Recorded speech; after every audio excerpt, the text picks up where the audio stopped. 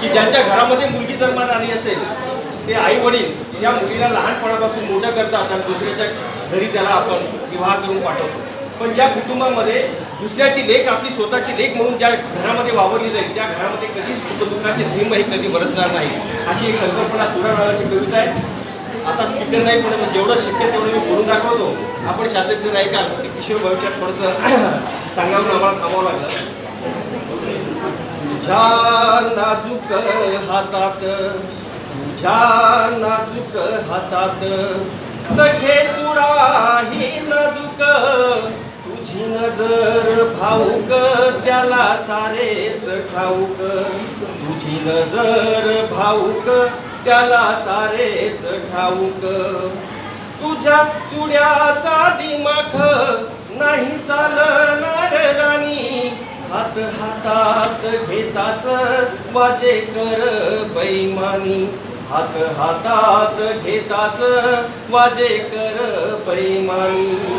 हाड्यावर चाग थेंब तस पिचत या मन, जशी पिचते बांगडी तस पिचत या मन, जशी पिचते बांगडी तस पिचत या मन. अंशा रंगायाच्या आधी कसा उधळ तोडाव, म्हणूनच सोनखाची चुड्यावर केले घाव.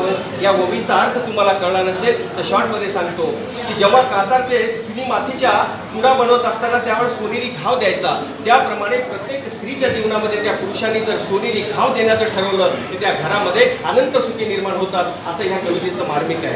पुढे असं म्हणतात की चुडा जसा हातामंदी तसा जीव गुंतलेला, चुडा जसा हातामंदी तसा जीव गुंतलेला, चुडा कसा का असेना जीवा पारज पायांना, चुडा कसा का असेना जीवा पारज पायांना.